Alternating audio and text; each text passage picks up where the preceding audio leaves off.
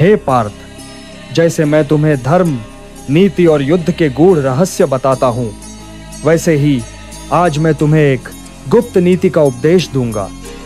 यह नीति पुरुषार्थी, विवेकी और धर्म का पालन करने वाले पुरुष के लिए उतनी ही आवश्यक है जितनी युद्ध भूमि में शस्त्र धारण करना। संसार में हर संबंध का एक अपना धर्म होता है। पति पत्नी का संबंध पवित्र है, वह गृहस्थ जीवन का आधार है।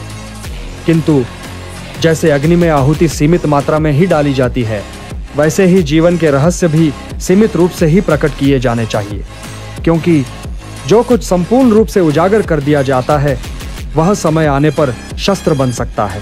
पार्थ, स्त्री का हृदय करुणा से भरा होता है और उसका स्वभाव संवादशील है। यह उसकी प्रकृति है, उसका दोष नहीं। किंतु यह भी सत्य है कि भावनाओं के प्रभाव में वह समय समय पर किसी बात को अनजाने में बाहर प्रकट कर सकती है। जिस प्रकार बादल में गड़गड़ाहट अवश्य होती है, वैसे ही भावुक मन कभी न कभी अपने भीतर का भेद खोल देता है। पार्थ, धर्म में मौन को तब बताया गया है। मौन केवल वाणी को रोकना नहीं, बल्कि उचित समय तक उचित बात को छिपा कर रखना भी है। जैसे यज्ञ की अग्नि को ढक कर रखा जाता है ताकि वह मंद न हो, वैसे ही पुरुष को अपने विचार और योजनाएं समय से पहले उजागर नहीं करनी चाहिए। गृहस्थ आश्रम में पति पत्नी का संवाद प्रेम, विश्वास और कर्तव्य पर आधारित होना चाहिए।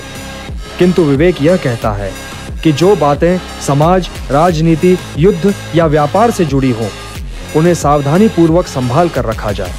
मैंने गीता में कहा है, उद्धरीदात्मना आत्मानम नात्मानम अवसादयेत, अर्थात मनुष्य को स्वयं अपनी रक्षा करनी चाहिए, अपने को पतन की ओर न ले जाए। रहस्य को उजागर करना भी आत्मरक्षा में चूक है। जिस प्रकार सेनापति शत्रु को अपने आक्रमण की योजना नहीं बताता, उसी प्रकार पुरुष को भी अपनी रणनीति, अपनी योजनाएं और अपनी कमजोरियां हर किसी को नहीं बतानी चाहिए, चाहे वह पत्नी ही क्यों ना हो। पार्थ, सोचो यदि पांडवों ने युद्ध से पहले अपनी संपूर्ण रणनीति द्रौपदी को बता दी होती और वह किसी भावुक क्षण में इसे प्रकट कर देती, तो क्या कौरव तैयार न हो जाते? यहां तक कि यदि वह अनजाने में संकेत भी दे देती तो भी योजना विफल हो सकती थी। स्त्री की प्रवृत्ति रक्षण में नहीं, बल्कि भावनाओं के आदान प्रदान में प्रबल होती है। इसलिए विवेकशील पुरुष अपने कुछ विचार केवल अपने हृदय में या विश्वसनीय धर्मनिष्ठ सहयोगी तक ही सीमित रखता है। यह मत समझो कि यह उपदेश पत्नी के प्रति अविश्वास है। नहीं, यह तो परिस्थितियों के अनुसार धर्म का पालन है। पत्नी से प्रेम, स्नेह और आदर अवश्य करो, परंतु अपनी नीति और रहस्य उतने ही प्रकट करो जितना आवश्यक हो। रहस्य वही है जो मन, वाणी और कर्म से सुरक्षित रहे। हर संबंध में मर्यादा होती है और रहस्य की मर्यादा सबसे ऊंची है। जो पुरुष अपने भेद की रक्षा करता है वह संकट में भी अडिग रहता है। इसीलिए हे पार्थ, विवेक ही पुरुष का कवच है और मौन उसका शस्त्र।